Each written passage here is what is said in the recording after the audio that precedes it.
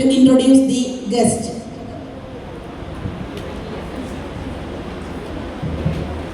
Good afternoon to all. It is my pleasure to introduce a remarkable professional in the field of psychology. Dr. Rekha B. Ravindran is a consultant psychologist and assistant professor with diverse experience in academia and clinical practice. She is state faculty of Pre-Marital Counseling, Government of Kerala.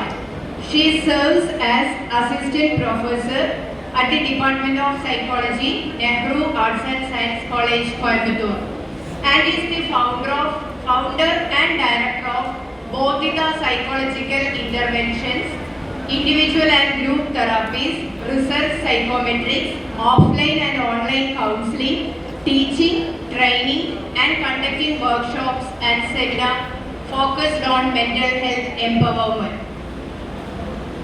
I welcome Rekha ma'am for handling this session. Thank you.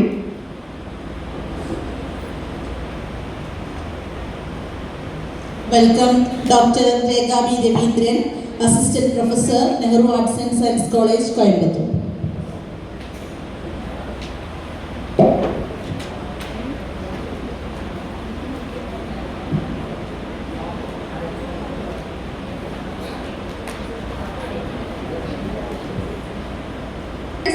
ഉണ്ടായിരുന്നല്ലോ. Okay, അപ്പൊ ആരാണ് ജെൻസി? ഏത് age ഗ്രൂപ്പാണ്?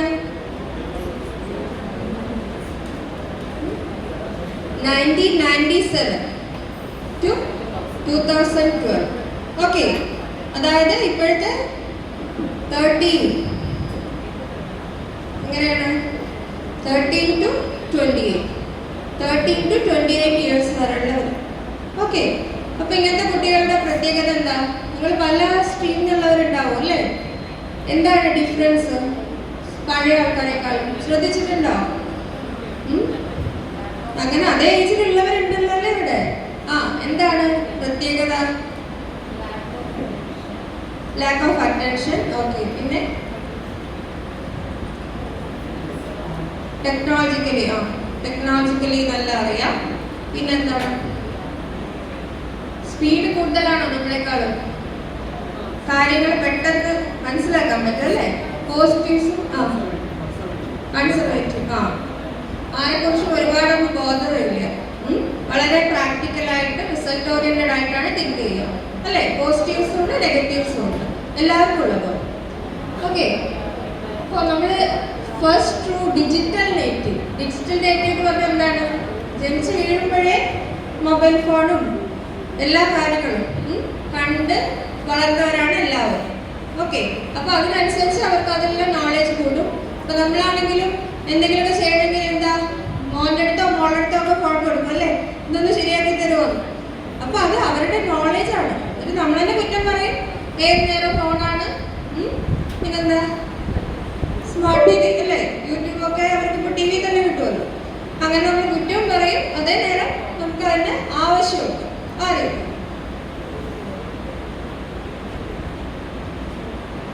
Okay, അപ്പൊ അതാണൊരു difference വരുന്നത് അല്ലേ? എന്താണ് ഇവരുടെ തൊട്ട് മുമ്പുള്ള ജനറേഷൻ എന്താ പറയുന്നത്? മില്ലേനിയൽസ് എന്ന് പറയും. മില്ലേനിയൽസ് ഒരു 80s ഉള്ളവര്. മിക്കവാറും ഇപ്പോഴത്തെ മെയിൻ സ്ട്രീം ഫിലിം ഡയറക്ടേഴ്സ് ഒക്കെ ഈ മില്ലേനിയൽസ് ആണ്. Main stream. ഓക്കെ, ഇപ്പൊ ഒരുപാട് മാറ്റങ്ങൾ വരുന്നുണ്ട് അല്ലേ മലയാളം മൂവിയിലൊക്കെ അല്ലേ? നിങ്ങൾ കണ്ടില്ലേ? എക്കോ കണ്ടോ? എക്കോ എന്ന് പറഞ്ഞ മൂവി കണ്ടോ? കണ്ടു. ഓക്കെ, പിന്നെ സർവമായ കണ്ടോ? കണ്ടു. അതിലെ നായികയുടെ പേരെന്താ? സിനിമയുടെ പേര് ഡെലൂലുവിന്റെ മീനിങ് എന്താ? ഇല്യൂഷൻ മീൻസ് ഇല്ലാത്ത ഒന്നിനെ ഇമാജിൻ ചെയ്ത് അല്ലെങ്കിൽ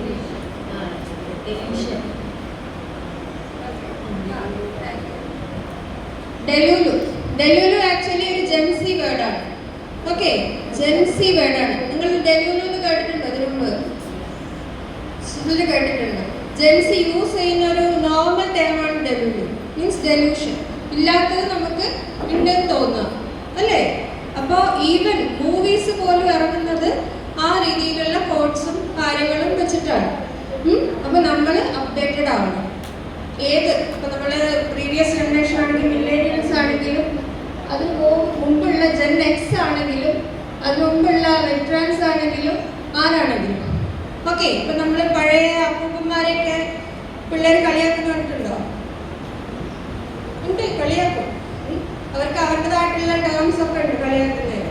അപ്പൊ എന്താ ഒരുപാട് ഉപദേശിക്കുന്നവർക്ക് കുട്ടികൾക്ക് ഇഷ്ടമാണോ? അല്ല, അവിടെ ഇരിക്കണ്ടല്ലോ ജെൻസിയൊക്കെ. ഒരുപാട് ഉപദേശിക്കുന്നവർ ഇഷ്ടമാണോ? അല്ല, അവർക്ക് താല്പര്യമില്ല. അവർ പറയുന്നതിനകത്ത് ഒരു ന്യായം ഉണ്ടാവും, അത് നമ്മൾ കേൾക്കണം. അപ്പൊ ശരിക്കും അതിനൊരു സൈക്കോളജിക്കൽ ആസ്പെക്ട് എടുക്കുകയാണെങ്കിൽ നമ്മൾ അവരെ മനസ്സിലാക്കണം. അവർ വെറുതെ പറയില്ല, അവർ ക്വസ്റ്റ്യൻ ചെയ്യും. എന്തുകൊണ്ട് അങ്ങനെ പറഞ്ഞുകൂടാ, എന്തുകൊണ്ട് അങ്ങനെ ചെയ്യുന്നുകൂടാ? അപ്പോൾ വി ഷുഡ് ആൻസർ. അത് ഏത് ജനറേഷനിലുള്ളവരാണെങ്കിലും അവർക്ക് ആ ആൻസർ വേണം. സയന്റിഫിക് ആയിട്ടുള്ള എക്സ്പ്ലനേഷൻ കിട്ടിയാൽ മാത്രമേ ജെൻസിയിലെ കുട്ടികൾ അവർക്ക് തൃപ്തിയാവുള്ളൂ കേട്ടോ. അവർക്ക് സയന്റിഫിക് ആയിട്ടുള്ള എക്സ്പ്ലനേഷൻ വേണം. ഇപ്പോൾ ചിലപ്പോൾ കുട്ടികൾ ചോദിക്കും, ചെറുതാവുമ്പോൾ ഇപ്പോഴത്തെ 13 വയസ്സെന്ന് പറഞ്ഞാൽ അവിടെയാണ് ജെൻസി സ്റ്റാർട്ടിങ്. അപ്പം ഞാൻ എങ്ങനെ ഉണ്ടായത് ചോദിക്കും. ആകാശത്ത് പൊട്ടി വിടുന്നവരെ വിശ്വസിക്കുമോ? ഇല്ല. നിങ്ങൾക്ക് യൂട്യൂബ് വീഡിയോ കാണിച്ചു കൊടുക്കാം. സിസേറിയൻ്റെ വീഡിയോ കിട്ടും, അല്ലെങ്കിൽ നോർമൽ ഡെലിവറി വീഡിയോ കിട്ടും. അത് കണ്ടാൽ അവർ വിശ്വസിക്കും. അതാണ് ഡിഫറൻസ്. ഓക്കെ. പഴയ കുട്ടികൾ എങ്ങനെയാ?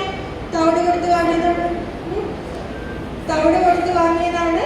പിന്നെന്താ, ഒഴുകി വന്നിട്ട് കിട്ടിയതാണ്. അങ്ങനത്തെ കഥകളൊക്കെ കേട്ടിട്ടില്ലേ? പിന്നെ നമ്മൾ ഇംഗ്ലീഷ് മൂവീസ് ഒക്കെ എടുത്ത് നോക്കിയാൽ നമ്മുടെ കൊക്ക് ഇങ്ങനെ കൊണ്ടു കൊടുക്കും കുട്ടികളെ. പറന്നു പോകുന്ന ഒരു തരം വലിയ കൊക്കുണ്ട്, അത് കുട്ടികളെ കൊണ്ടു കൊടുക്കും. അങ്ങനത്തെ സ്റ്റോറീസ്, അനിമേഷൻ കഥകളൊക്കെ ഉണ്ട്. അതൊക്കെ പണ്ട്. ഇപ്പൊ അതൊന്നും വിശ്വസിക്കില്ല കേട്ടോ. എവിഡൻസ് ബേസ്ഡ് ആണ് ഇപ്പോഴത്തെ ജെൻസി തിങ്ക് ചെയ്യുന്നതും. അതുപോലെ നമ്മുടെ ഭാഗത്തുനിന്നും ആ ഒരു ഗ്രോത്ത് അവർ എക്സ്പെക്ട് ചെയ്യുന്നുണ്ട്. ഓക്കെ. ഡിജിറ്റൽ നേറ്റീവ്സ് അതാണ്. അപ്പോൾ എന്നും ഏതും അവർക്ക് ഇന്റർനെറ്റ് ത്രൂ ആണ്.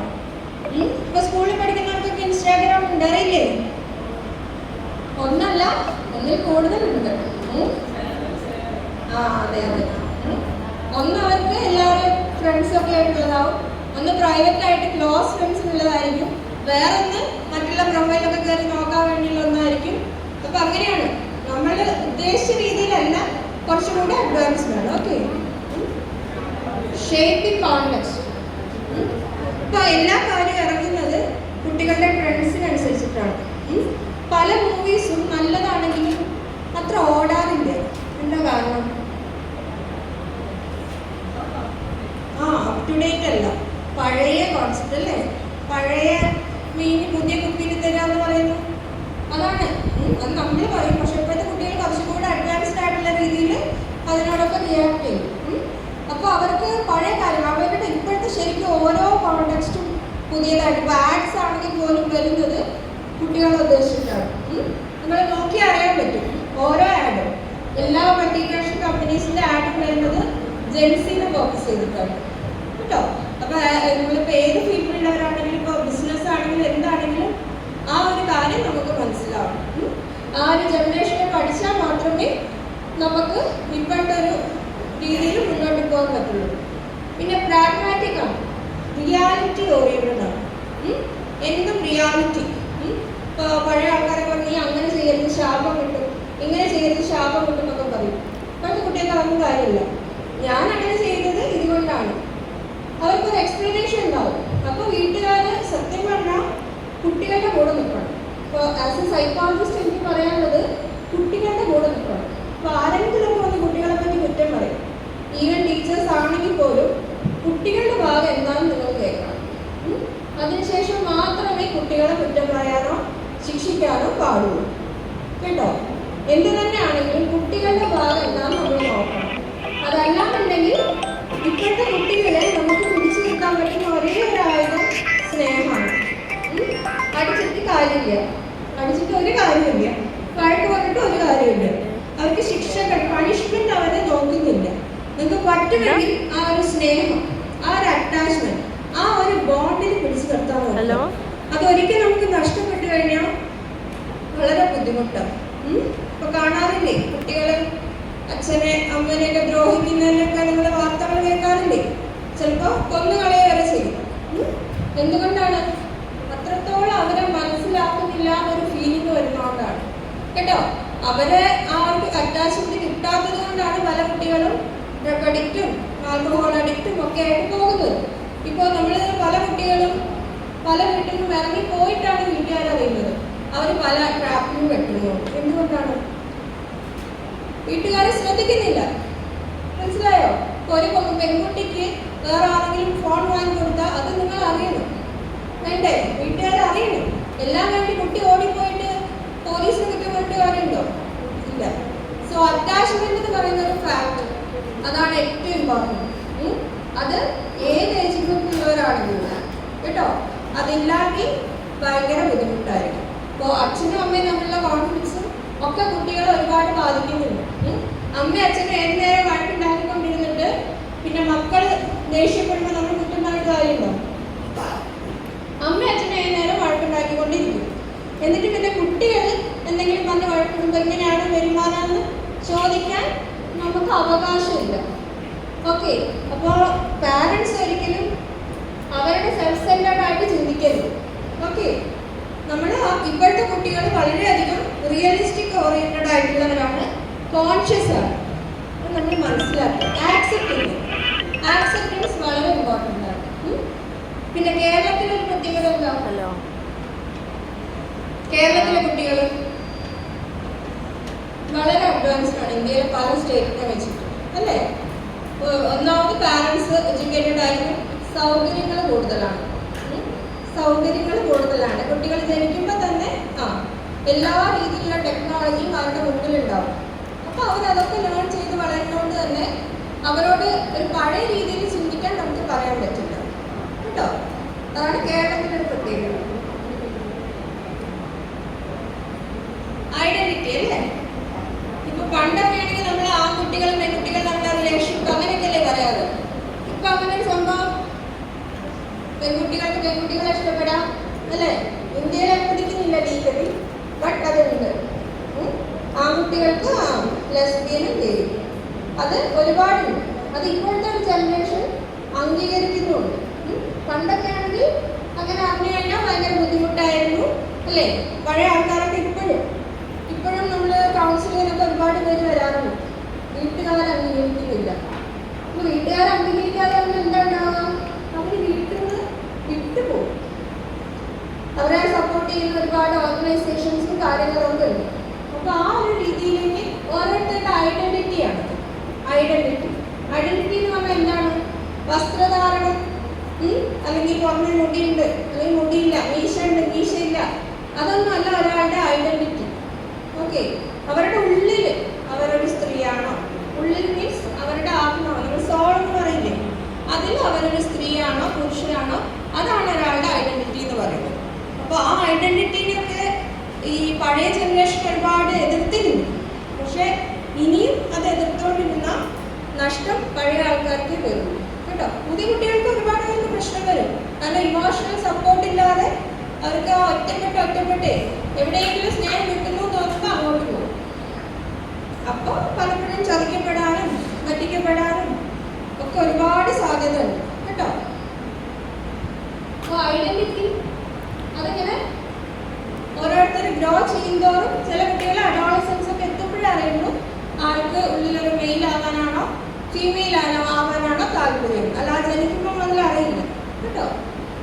പിന്നെ ഓതന്റിസിറ്റി, പെർഫെക്ഷനിസം എന്ന് പറഞ്ഞൊരു സാധനം ഉണ്ടോ? ഒരു പെർഫെക്റ്റ് ഇൻഡിവിജ്വൽ ആവണം അങ്ങനെ ആരെങ്കിലും ആഗ്രഹം ഉണ്ടോ? അങ്ങനെ ആഗ്രഹം ഉണ്ടെങ്കിൽ അങ്ങനെ സംഭവം ഇല്ല. പെർഫെക്ഷൻ എന്ന് പറയുന്ന ഒരു സംഭവം ഇല്ല കേട്ടോ. എല്ലാവർക്കും ഇംപെർഫെക്ഷൻസ് ഉണ്ടാവും, ഒരാൾ പെർഫെക്റ്റ് അല്ല. ഇപ്പൊ നമ്മൾ എന്നും നല്ല സ്റ്റാറ്റസും സ്റ്റോറിയൊക്കെ ഇടുന്നവർ ഹാപ്പി ആണെന്നാണ് നമ്മൾ വിചാരിക്കുന്നത്? ഇല്ല. പിന്നെ ചിലരുണ്ടായിരുന്നു ട്രിപ്പ് സ്റ്റോറി ഇടും, അവരും നമ്മളെ പറ്റിക്കുക. നാട്ടുകാരെ കാണിക്കാൻ വേണ്ടിയിട്ടാണ് സ്റ്റോറിയും സ്റ്റാറ്റസും അല്ല കേട്ടോ. ഇപ്പൊ നമ്മൾ മൂവി സ്റ്റാർസിനൊക്കെ കാണുമ്പോൾ എല്ലാവർക്കും അവർ ഓരോ ദിവസവും ഫോട്ടോഷൂട്ട് ചെയ്യുന്നു, അത് പോസ്റ്റ് ചെയ്യുന്നു, ഇത് പോസ്റ്റ് ചെയ്യുന്നു, അവർക്ക് എന്ത് സുഖമാണ് വിചാരിക്കും. അങ്ങനെയാണോ? എല്ലാ ജോലിക്കും അതിൻ്റെതായിട്ടുള്ള ഡിഫിക്കൽട്ടീസ് ഉണ്ട്. എനി ജോബ് ചില പറയും ടീച്ചേഴ്സായ സുഖല്ലേ, കുട്ടികളെ പഠിപ്പിച്ചാൽ മതിയില്ല, ടീച്ചറായതൊക്കെ അറിയാം കേട്ടോ. എനി ജോബിന് അതിൻ്റെതായിട്ടുള്ള ഡിഫിക്കൽട്ടീസ് ഉണ്ട്. ഇപ്പോഴത്തെ കുട്ടികൾ അധികം പ്രാക്ടിക്കാലിറ്റിയിലാണ് വിശ്വസിക്കുന്നത്.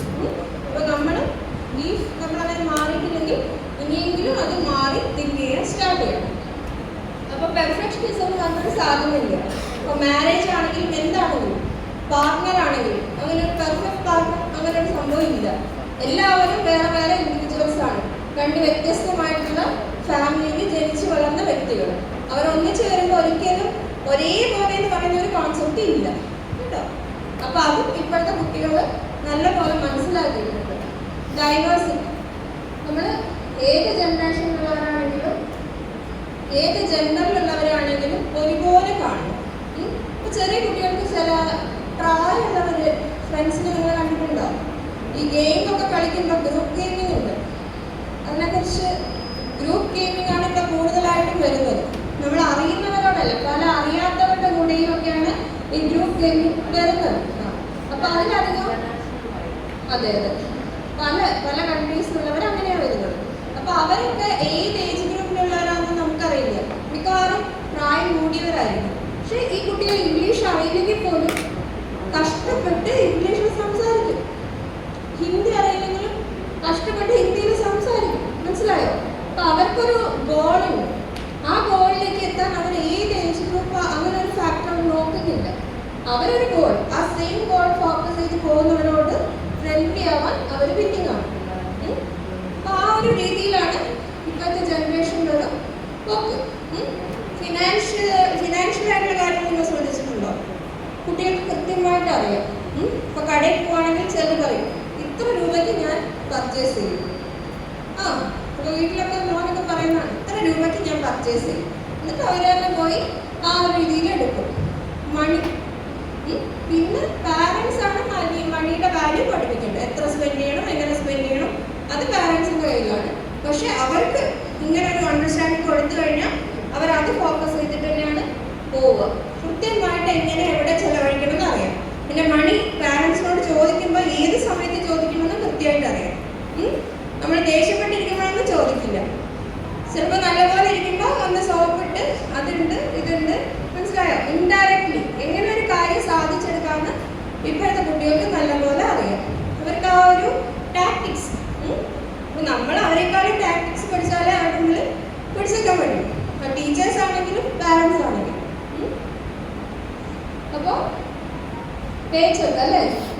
പണ്ടൊക്കെ എങ്ങനെയാ, നമ്മൾ എന്തെങ്കിലും ഒരു ജോലി കിട്ടിയാൽ മതി ആ ഒരു രീതിയിലാണ്. പക്ഷെ ഇപ്പൊ കുട്ടികൾ എന്ത് ചെയ്തിരുന്നാലും അതിനെന്താണെന്ന് അവർക്ക് തിരിച്ചു കിട്ടുകയെന്ന് ചോദിക്കും. ഇപ്പൊ ആർക്കും വേണ്ടി ഒന്നും വെറുതെ ചെയ്തു കൊടുക്കാറില്ല. ശ്രദ്ധിച്ചിട്ടുണ്ടോ? ഫ്രീ ആയിട്ട് ആർക്കും വേണ്ടി ഒന്നും ചെയ്തു കൊടുക്കില്ല. എന്താണ് നമുക്ക് ബെനിഫിറ്റ് എന്ന് ചോദിക്കും. അത് ആരാണെങ്കിലും. പിന്നെ അങ്ങനെ ആരെങ്കിലും ചെയ്യുന്നെങ്കിൽ അത്രയും ബുദ്ധിയില്ലാത്തവരായിരിക്കും.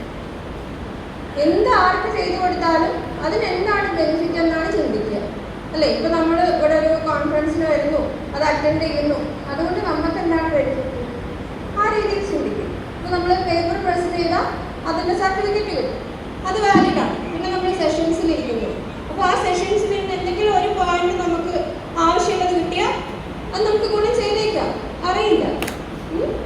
അപ്പോൾ ആ രീതിയിൽ നമ്മൾ ഇപ്പം അല്ലേ, നമ്മൾ പല രീതിയിൽ ബിസി ആയിരിക്കാം. നമ്മൾ പല സെഷനിൽ ഇരിക്കുമ്പോൾ നമ്മൾ തന്നെ ഫോൺ നോക്കിക്കൊണ്ടിരിക്കും. നമ്മൾ അങ്ങനെ ഒരു സർക്കിളിലാണ് പെട്ടിരിക്കുന്നത്. നമ്മൾ അങ്ങനെ ഒരു സർക്കിളിലാണ്. കാരണം അപ്ഡേറ്റ്സ് വരും, നോട്ടിഫിക്കേഷൻസ് വരും. അവിടെ ഇരിക്കുമ്പോഴായിരിക്കും നമുക്ക് ഓർമ്മ, അയ്യോ അത് ചെക്ക് ചെയ്തില്ലല്ലോ. നമ്മളത് നോക്കാൻ വേണ്ടി എടുക്കും, പിന്നെ അത് മറന്ന് ബാക്കിയെല്ലാം നോക്കും. ആ രീതിയിൽ. അപ്പോൾ അത് കൃത്യമായിട്ട് ഇപ്പോഴത്തെ കുട്ടികൾ നല്ലപോലെ നോക്കിയിട്ട് തന്നെയാണ് ചെയ്യുന്നത്. ഏത് സിറ്റുവേഷനോടും അവർ അഡാപ്റ്റഡ് ആവും. നമുക്ക് തോന്നും അവർ അഡാപ്റ്റ് ചെയ്യാൻ പറ്റാത്തവരാണ്. പക്ഷെ ജെൻസി എന്തിനോട് അഡാപ്റ്റ് ചെയ്യാൻ പറ്റുന്നവരാണ്. അഡാപ്റ്റ് ചെയ്യാൻ പറ്റുന്നവരാവുന്നത് തന്നെയാണ് അവർക്ക് മറ്റുള്ളവരെ പറ്റിക്കാനും എളുപ്പമാകുന്നത്. സെയിം ടൈം അവർക്ക് വളരെയധികം ആൻസൈറ്റി കൂടുതലാണ്. സ്ട്രെസ് കൂടുതലാണ്. നമ്മൾ ഒരുപാട് റിയാലിറ്റീസ് മനസ്സിലാക്കിയാൽ ആൻസൈറ്റി കൂടും അല്ലേ? ഒരുപാട് ഇപ്പോൾ നമ്മൾ ഇങ്ങനെ പോയി കഴിഞ്ഞാൽ ഇങ്ങനെ സംഭവിക്കും, മുൻകൂട്ടി അറിഞ്ഞു കഴിഞ്ഞാൽ നമുക്ക് ആൻസൈറ്റിയാണ്. ഒന്നും അറിയാതെ പോയ കുഴപ്പമില്ലേ? പക്ഷെ ഇങ്ങനെ ഇപ്പോൾ നമ്മൾ പറയും കെമിക്കൽ കഴിക്കരുത് പറയും. കെമിക്കൽ അല്ലാത്തൊരു സാധനം പറഞ്ഞുതരൂ, എന്തെങ്കിലും ഉണ്ടോ? കെമിക്കൽ അല്ലാത്തൊരു സാധനം അതെ, ഒരു സംഭവമില്ല കെമിക്കൽ. ഇപ്പൊ നമ്മൾ ക്രീം ബിസ്ക്കറ്റ് കഴിക്കരുത്, കെമിക്കലാണ്. കൊക്കക്കോള കുടിക്കരുത്, കെമിക്കലാണ്. ശരി, കെമിക്കൽ അല്ലാത്തൊരു സാധനം പറഞ്ഞിരുന്നു, അങ്ങനെ ഉണ്ടോ? ഇല്ല. അപ്പൊ കെമിക്കൽ കഴിക്കരുത് നമ്മളോട് പറഞ്ഞാൽ അവര് തിരിച്ച് ഈ ചോദ്യം നമ്മളോട് ചോദിച്ചാൽ തീർന്നില്ലേ? വളരെയധികം നമ്മൾ ശ്വസിക്കുന്ന വായു ആണെങ്കിലും പൊല്യൂട്ടഡ് ആണ് അല്ലേ? ശ്വസിക്കുന്ന വായു ആണെങ്കിലും കഴിക്കുന്ന ഭക്ഷണമാണെങ്കിലും എല്ലാം പൊല്യൂട്ടഡ് ആണ്. പിന്നെ പണ്ടൊക്കെ കുട്ടികൾ ജനിക്കുമ്പോൾ ഒരു 2.5 കിലോ ഒക്കെ ഉണ്ടെങ്കിൽ ഹെൽത്തി ബേബിയാ പറയും. പക്ഷെ ഇപ്പം എത്ര വേണം? ഇപ്പം 3 kg വേണം. എന്നാൽ പോലും കുട്ടികൾക്ക് ആരോഗ്യം കുറവാണ്. എന്തുകൊണ്ടാണ്? എപ്പോഴും അസുഖങ്ങൾ വരും കുട്ടിക്ക്, ശ്രദ്ധിച്ചിട്ടില്ലേ? അതെന്തുകൊണ്ടാണ്? നമ്മൾ കഴിക്കുന്ന ഭക്ഷണം, ശ്വസിക്കുന്ന വായു എല്ലാം പൊല്യൂട്ടഡ് ആണ്. അപ്പോൾ അതിനനുസരിച്ച് ഇപ്പോഴത്തെ ഒരു ജനറേഷന് സ്ട്രെസ്സും ആൻസൈറ്റിയും കൂടുതലാണ്. നമ്മുടെ ബ്രെയിനിൻ്റെ ആ ഒരു നെറ്റ്വർക്കിനെ പോലും ആ ഒരു റെഗുലറായിട്ട് സ്ട്രെസ്സും ആൻസൈറ്റിയും വരുന്നുണ്ട്. പക്ഷെ ഇതിനൊക്കെ മാനേജ് ചെയ്തിട്ട് തന്നെയാണ് എല്ലാവരും മുന്നോട്ട് പോകുന്നത് കേട്ടോ. സ്ട്രെസ് ആൻസൈറ്റി ഉണ്ടാവും, പക്ഷെ ഉണ്ടെന്ന് പറഞ്ഞാൽ ആരും ഒന്നും ചെയ്യാതിരിക്കില്ല, ചെയ്തുകൊണ്ടേയിരിക്കും. അപ്പോൾ നമ്മളാണെങ്കിൽ പറഞ്ഞില്ലേ പരീക്ഷയ്ക്ക് സ്ട്രെസ് എന്ന് പറഞ്ഞാൽ ആരും പരീക്ഷ എഴുതാതിരിക്കുമോ? പരീക്ഷ എഴുതണം അല്ലേ? എഴുതി ജയിച്ചാലാണ് നമുക്ക് അടുത്ത സ്റ്റേജിലേക്ക് പോകാൻ പറ്റും. ആ ഒരു എഴുതി വളരെയധികം ഓപ്പണാണ്. ഇപ്പോൾ പലരും പറയുന്നതൊക്കെ എനിക്ക് ഭയങ്കര ഡിപ്രഷനാണ്, ഭയങ്കര മൂഡ് ഭയങ്കര മോശമാണ്, നെഗറ്റീവ് മൂഡാണ്. പല സയന്റിഫിക് ആയിട്ടുള്ള വേർഡ്സ് യൂസ് ചെയ്യും അല്ലേ? എനിക്ക് ഭയങ്കര ആൻസൈറ്റി. ചിലരൊക്കെ നമ്മുടെ ക്ലിനിക്കിൽ വരുമ്പോൾ അവർ സ്വന്തമായിട്ട് പറയും എനിക്ക് ADHD ആണ്. ഫഹദ് ഫാസിൽ പറഞ്ഞു എനിക്ക് ADHD ആണ്. അപ്പം ഞാൻ നോക്കുമ്പോൾ ആ സിംറ്റമൊക്കെ എനിക്കുണ്ട്, എനിക്കും ADHD ആണ്. പിന്നെ വേറെ ആരോ പറഞ്ഞല്ലോ, മറ്റേ അൽഫോൺസ് പുത്രൻ, ആൾക്ക് ഓട്ടീസ് ആണെന്നെന്തോ പറഞ്ഞില്ലേ? അതിനുശേഷം കുറേ പേര് അങ്ങനെ ഇല്ല എനിക്ക് ഓട്ടീസാന്ന് തോന്നുന്നു, അങ്ങനെ കുറേ പേര് വരും. പിന്നെ ഏറ്റവും അധികം ഉള്ളത് എന്താ? Narcissistic personality disorder. യൂട്യൂബ് എടുത്തപ്പോൾ എല്ലാവരും വീഡിയോ ഇടുക നാർസിസിസ്റ്റിക് പേഴ്സണാലിറ്റി ഡിസോർഡർ. അപ്പോൾ ഭാര്യയോ അല്ലെങ്കിൽ ഭർത്താവുമായിട്ട് എന്തെങ്കിലും വഴക്കുണ്ടായ വളരെ ആൾക്കാർ വരും എൻ്റെ ഭാര്യ നാർസിസിസ്റ്റിക് ആണ്. അവർ സെൽഫ് ഡയഗ്നോസിസ് ചെയ്യാണ്. അതുപോലെ എൻ്റെ ഭർത്താവ് നാർസിസിസ്റ്റിക് ആണ്. അന്നൊരിക്കൽ ഒരു അമ്മ വന്നിരുന്നു എൻ്റെ മോളുടെ ഭർത്താവ് നാർസിസിസ്റ്റിക് ആണ്. മനസ്സിലായോ? എല്ലാവരും ഈ പറയുന്ന ഒരു സോഷ്യൽ മീഡിയ കണ്ടിട്ട് അവർക്ക് സ്വന്തമായിട്ട് തുടങ്ങി അസസ് ചെയ്യാനും കാര്യങ്ങൾ തീരുമാനിക്കാനും. അപ്പോൾ അതുപോലെ പുതിയ ജനറേഷൻ കുട്ടികൾക്ക് ഒരുപാട് അറിയാം. പക്ഷെ നമ്മൾ മനസ്സിലാക്കേണ്ട ഒരു കാര്യം, ഇപ്പോൾ ഡിപ്രഷൻ ആണെങ്കിലും എന്താണെങ്കിലും ഒരു ബ്രേക്കപ്പ് വന്നാൽ ആർക്കാണെങ്കിലും വിഷമമുണ്ടാവും. പക്ഷെ അതൊരു 2 ആഴ്ചയിൽ കൂടുതൽ വരികയോ ഭക്ഷണം തീരെ കഴിക്കാതെ ഉറക്കം തീരെ ഇല്ലാതായാൽ മാത്രമേ നമ്മൾ ഡിപ്രഷൻ ആണോ സംശയിക്കേണ്ടിയിരിക്കുന്നുള്ളൂ കേട്ടോ. അല്ലെങ്കിലൊക്കെ നോർമലി കടന്നു പോകും. ഉള്ള ഭക്ഷണം മുഴുവൻ കഴിച്ചിട്ട് അയ്യോ എനിക്ക് വിഷമമായിട്ട് ചെയ്യാറുണ്ട് കാര്യമില്ല, അത് ഡിപ്രഷൻ എന്ന് പറയും. അപ്പോൾ അങ്ങനെ അവർക്ക് ഒരുപാട് കാര്യങ്ങൾ അറിയാം. എനിക്ക് ഡിപ്രഷൻ ആണെന്നും ആൻസൈറ്റി ആണെന്നും ഈ പറഞ്ഞ പോലെ എൻ്റെ അമ്മ നാർസിസിസ്റ്റിക് ആണെന്നും അച്ഛൻ നാർസിസിസ്റ്റിക് ആണെന്നൊക്കെ പറയും. മനസ്സിലായിട്ടില്ലേ? അവര് കാര്യങ്ങൾ മനസ്സിലാകുന്നുണ്ട്. പിന്നെ അടുത്ത പോയിന്റാണ് ഫോമോ, ഫിയർ ഓഫ് മിസ്സിംഗ് ഔട്ട് അല്ലേ? എന്താണ് ഫോമോ? അപ്പൊ നിങ്ങളുടെ സെമിനാറിന് വന്നു, ഇപ്പൊ ഏത് കോളേജിൽ നിന്ന് വന്നിരിക്കുന്നത്?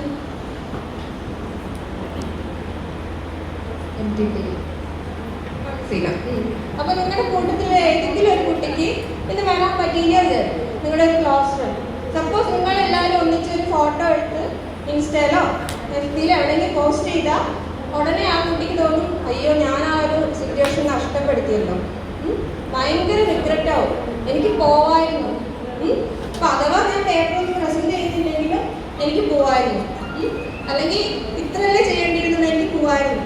നിങ്ങളുടെ കൂട്ടത്തിൽ ആരെങ്കിലും ഒക്കെ അങ്ങനെ ഇപ്പോൾ വിഷമിക്കുന്നുണ്ടാവും. ആ സംഭവമാണ് ഫിയർ ഓഫ് മിസ്സിംഗ് ഔട്ട് ഇല്ലേ? അതാണ് ഫിയർ ഓഫ് മിസ്സിംഗ് ഔട്ട്. ഇപ്പോഴത്തെ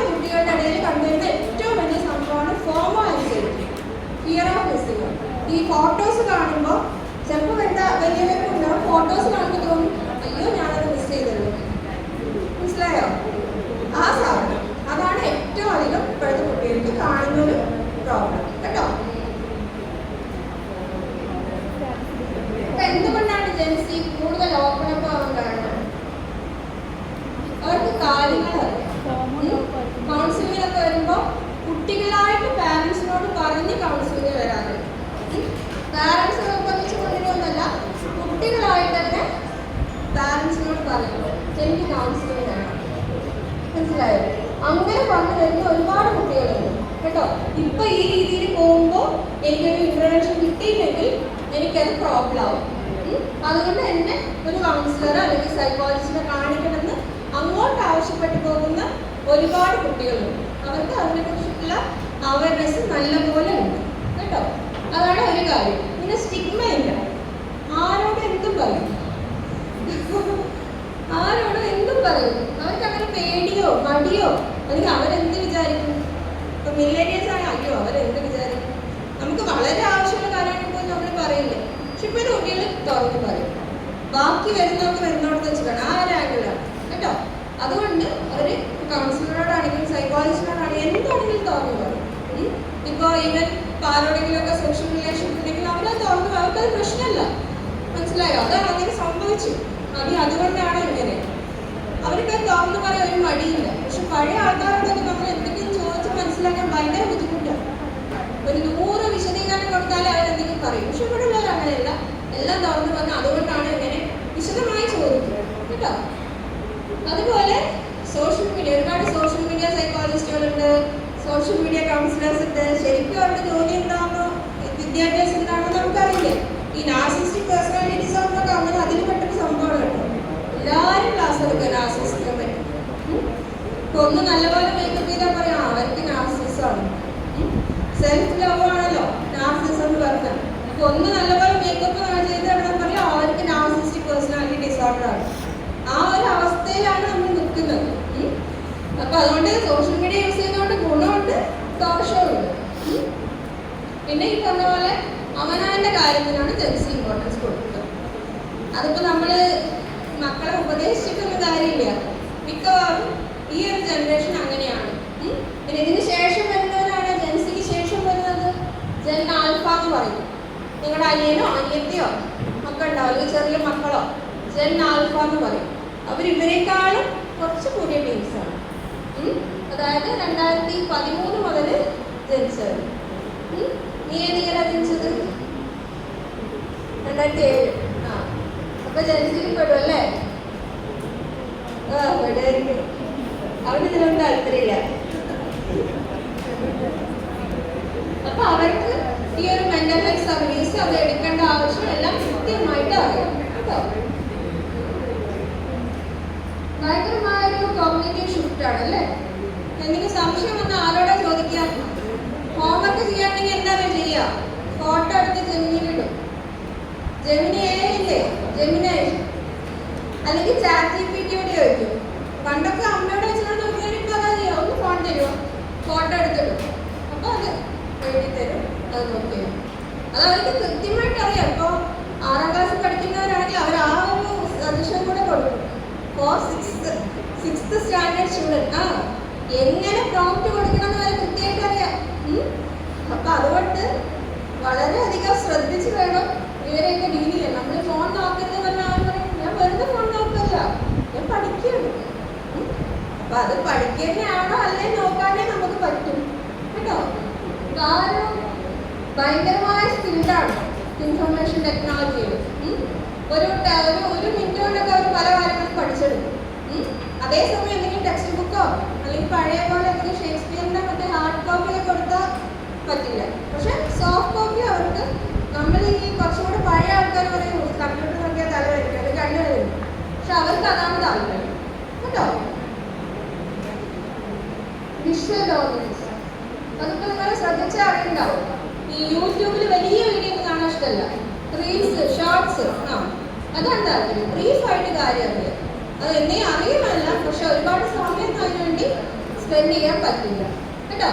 അത് കൃത്യമായിട്ട് ഇപ്പൊ നിങ്ങളെല്ലാം എന്തെങ്കിലും പറയണമെങ്കിൽ വലിച്ചു നീട്ടി പറഞ്ഞാൽ സത്യം പറയാൻ അവർ ശ്രദ്ധിക്കില്ല. ബ്രീഫായിട്ട് പറയുക, ഇതാണ് കാര്യം. അത്രേ അവർക്ക് ആ ഒരു അറ്റൻഷൻ സ്പാൻ വരുന്നുള്ളൂ കേട്ടോ. അറ്റൻഷൻ സ്പാൻ അത്രേ വരുന്നുള്ളൂ. അത് അവരുടെ കുഴപ്പമല്ല. അത് ജനറലി അങ്ങനെയാണ്. അത് മനസ്സിലാക്കുക. അവർ ഓരോ കാര്യവും കൃത്യമായി മനസ്സിലാക്കി പ്രോസസ്സ് ചെയ്തിട്ടാണ് മുന്നോട്ട് പോകുന്നത്. നിങ്ങൾ വിചാരിക്കുന്ന പോലെ വെറുതെ കാണാനല്ല ഒരു കാര്യം. അതുപോലെ അതിൻ്റെ റെലവൻസ്, എന്തിന് ഞാനിത് പഠിക്കണം അല്ലേ, എന്തിനാ പഠിക്കുന്നത്? നമ്മളൊരു കോഴ്സ് എടുക്കാൻ പറഞ്ഞാൽ അവർ ചോദിക്കും. ഒരു എക്സാമ്പിൾ പറഞ്ഞാൽ അന്നൊരു പാരൻസ് ഒരു കുട്ടീനെ കൊണ്ടുവന്നു. അവർ മെക്കാനിക്കൽ എഞ്ചിനീയറിംഗ് ആണ് മോനെ പഠിപ്പിക്കുന്നത്. നല്ല ഫീസൊക്കെ കൊടുത്ത് പഠിപ്പിക്കുകയാണ്. അപ്പോൾ അവർ പറഞ്ഞ റീസൺ എന്താണെന്ന് വെച്ചാൽ അവർ പ്ലെയിനൊക്കെ കയറിയപ്പോൾ പ്ലെയിൻ ഭയങ്കര ഇഷ്ടമായിരുന്നു. അപ്പോൾ എയറോനോട്ടിക്കൽ എഞ്ചിനീയറിംഗ് പഠിപ്പിക്കുന്നതിനേക്കാളും മെക്കാനിക്കൽ എഞ്ചിനീയറിംഗ് പഠിച്ചിട്ട് എംടെക് എയറോനോട്ടിക് എടുക്കട്ടെ എന്ന് ഞങ്ങൾ വിചാരിച്ചു. അപ്പോൾ കുട്ടി പറയുന്ന എക്സ്പ്ലനേഷൻ എന്താണെന്ന് വെച്ച് കഴിഞ്ഞാൽ എനിക്ക് പ്ലെയിൻ യാത്ര ചെയ്യാനാണ് ഇഷ്ടം, അല്ലാതെ പ്ലെയിനിൻ്റെ എങ്ങനെ ഉണ്ടാക്കുന്നു ഞാൻ ആരോട് ചോദിച്ചിട്ടില്ല, ഞാൻ ആരോടും പറഞ്ഞിട്ടില്ല. ഒരു കളിപ്പാട്ടം പോലും ഞാൻ ഇതുവരെ പൊട്ടിച്ചിട്ടോ തുറന്നു നോക്കിയിട്ടോ ഇല്ല. അവൻ പറയാണ്. അപ്പോൾ അവർ പാരൻസിനോട് ചോദിച്ചപ്പോൾ സത്യമാണ്, അതുപോലെ ഒരു കളിപ്പാട്ടം കേടാക്കിയിട്ടില്ല. അങ്ങനത്തെ പിള്ളേർ റെയറാണ്. അപ്പോൾ ആ കുട്ടിക്ക് അതല്ല താല്പര്യം കേട്ടോ. പ്ലെയിനിൽ പോകുമ്പോൾ പ്ലെയിൻ ഇഷ്ടപ്പെട്ടെന്ന് പറഞ്ഞ് ഒരു പ്ലെയിൻ ഉണ്ടാക്കണം എന്നില്ല.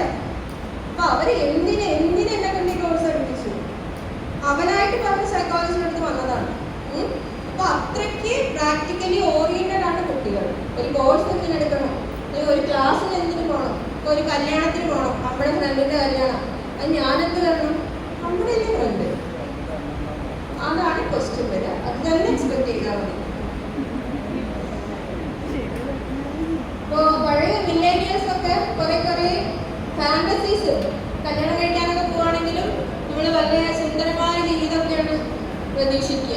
പക്ഷേ ജെൻസി അങ്ങനെയൊന്നുമല്ല. മിക്കവാറും അവർക്കും കുറേ റിലേഷൻഷിപ്പ് ഉണ്ടാവും, കെട്ടുന്ന ആൾക്കാർക്കും കുറേ റിലേഷൻഷിപ്പ് ഉണ്ടാവും.